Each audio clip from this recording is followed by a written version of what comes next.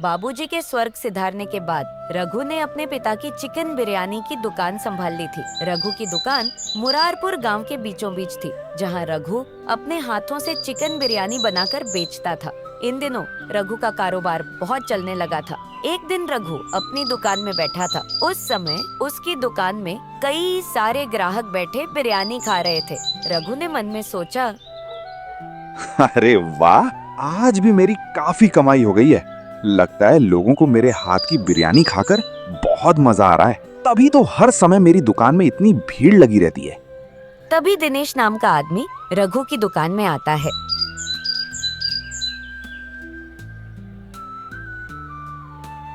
अरे रघु भाई, 1 kilo biryani pack कर देना। रघु बोला। हाँ हाँ, अभी कर देता हूँ। रघु बिरयानी के बर्तन से बिरयानी निकालता है, पर बिरयानी केवल 2 किलो ही थी। सारी बिरयानी खत्म हो चुकी थी। दिनेश भाई, बिरयानी तो केवल 2 किलो ही बची है, आज सारी खत्म हो गई। अच्छा चलो, 2 किलो ही दे दो। रघु दिनेश को 2 किलो बिरयानी देता है और दिनेश वहाँ से चला जाता है। तभी रघु अपनी दुकान में देखता है कि उसकी दुकान की सारी मुर्गियाँ भी खत्म हो चुकी हैं। अरे मुर्गियां भी सारी खत्म हो चुकी हैं। अब मैं कल बिरयानी कैसे बनाऊंगा? चलो मैं तुरंत जाकर मंगल भाई से मुर्गियां लेकर आता हूँ। शाम होते ही रघु दुकान बंद करके गांव के मंगल मुर्गी वाले के पास जाता है। ये लीजिए मंगल भाई, 4000 रुपए, और मुझे अच्छी वाली 12 मुर्गियां दे दीजिए। मंगल भाई बोला, रघु भाई, 12 मुर्गियों के 4000 रुपए नहीं बल्कि 10,000 रुपए लगेंगे। पर मैं तो रोज 4000 रुपए में 12 मुर्गे आपसे ले जाता हूँ, फिर आज 10,000 रुपए के कैसे? वो इसलिए कि मुर्गियों के दाम आज से बढ़ गए हैं। मुझे खुद इतने महंगे दाम में मुर्गियां मिली हैं। अब 10,000 रुपए में लेना हो तो लो, वरना जाओ यहाँ से। रघु परेशान हो गया। अरे ये क्या, अचानक से मुर्गियों के दाम इतने बढ़ गए? अब मैं दुकान में बिरयानी कैसे बेचूंगा? मंगल ने सलाह दी, रघु भाई, जब मुर्गियों के दाम बढ़े हैं तो आप अपनी बिरयानी के दाम भी बढ़ा लीजिए। इससे आपको कोई नुकसान नहीं होगा। चलो ठीक है, आप 5 मुर्गियां दे दो। रघु 5 मुर्गियां खरीद कर घर आता है। सवेरा होते ही रघु अपनी दुकान के बाहर एक बोर्ड लगा देता है, जिस पर लिखा था, अब बिरयानी 1 किलो 800 रुपए की मिलेगी। यह बोर्ड पढ़कर कई सारे ग्राहक वापस चले जाते हैं। यह देखकर रघु परेशान हो गया। शाम तक उसकी दुकान में एक भी ग्राहक नहीं आया।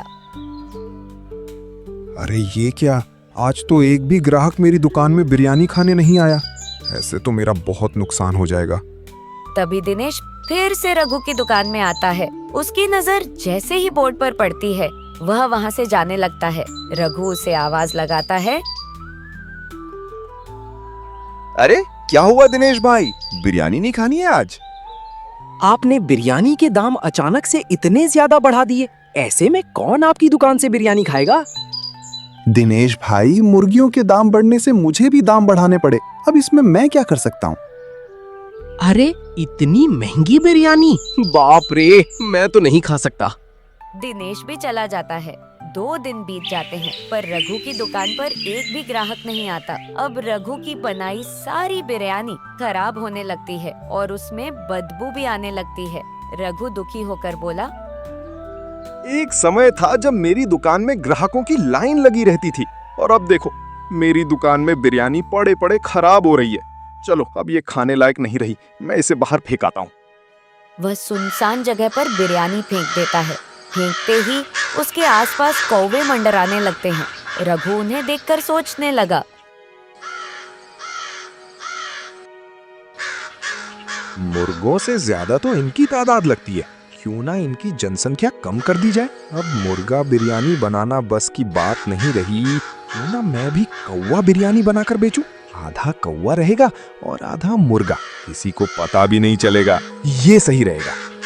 रघु गांव में कौवे पकड़ना शुरू कर देता है। वह मंगल से 2 मुर्गे लाया और 8 कौवे मिलाकर बिरयानी बनाने लगा। अब रघु ने अपनी बिरयानी का दाम पहले की तरह कम कर दिया। यह देखकर लोग खुश हो गए। दिनेश फिर से आया।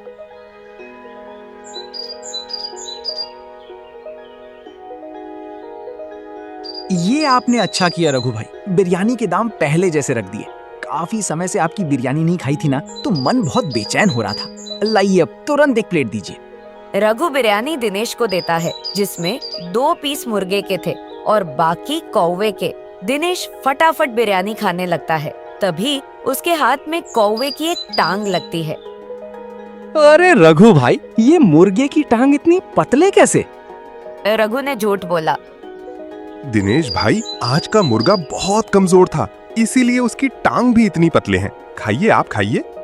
रघु मन ही मन मुस्कुराया।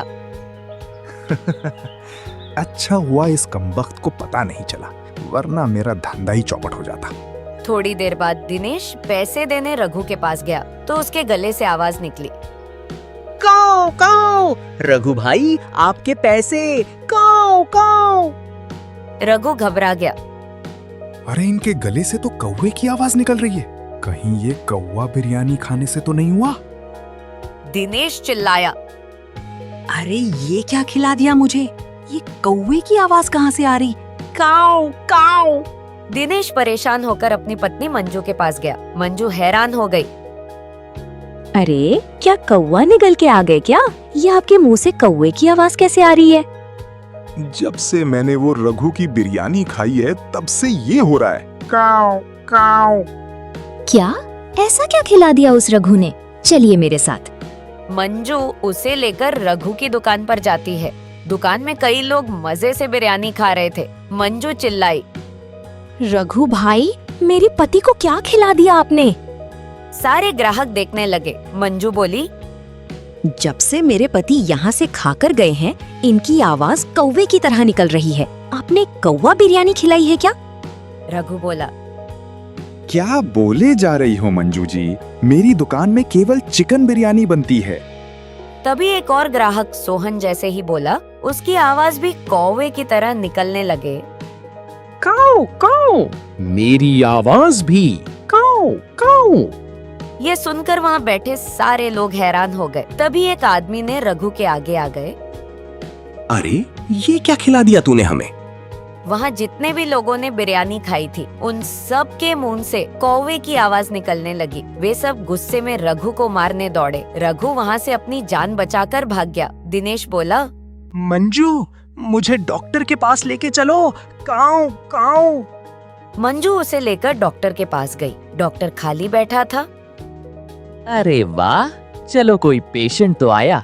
हाँ बताइए। डॉक्टर साहब, मेरे पति को देखिए, जब से इन्होंने कौवा बिरयानी खाई है, तब से इनकी आवाज ऐसी निकल रही है। डॉक्टर हंसते हुए बोला। क्या कौवा बिरयानी? भाई साहब लोग चिकन खाते हैं, आप कौवा खाए? वैसे स्वाद कैसा था? अच्छा था या बहुत अच्छा? काऊ काऊ, ये कैसे डॉक्टर के पास ले आई तुम मुझे? डॉक्टर ने कहा, चलो अपना मुंह खोलो, थोड़ा और बड़ा। बाप रे बाप, इनके गले में तो कौवा अटका हुआ है। अब मुझे इनके गले को काटकर अलग करना होगा। दिनेश घबराया।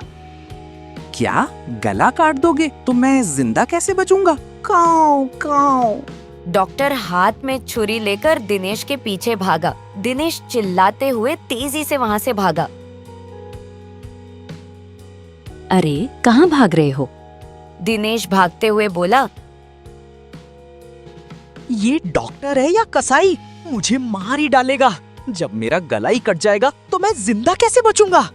मंजू रुकी और बोली, अरे देखो, आपने इतनी बड़ी बात कही और एक बार भी आपके मुंह से कौवे की आवाज नहीं निकली। इसका मतलब आपका गला ठीक हो गया। दिनेश ने चेक किया। ये डॉक्टर कितना हरामी था। अरे हाँ मंजू, मेरा गला तो ठीक हो गया, मैं ठीक हो गया। दिनेश और मंजू खुशी खुशी घर चले गए। उस दिन के बाद से रघु उस गांव में फिर कभी नहीं दिखाई दिया और ना ही उसकी कौवा बिरयानी। हेलो दोस्तों, मेरा नाम प्रीति कुमारी है और मैं कार्टून वीडियो बनाता हूँ। मेरे कार्टून वीडियो के लिए आप लोग का नाम कमेंट में करो और चैनल को सब्सक्राइब करना ना भूलें। धन्यवाद।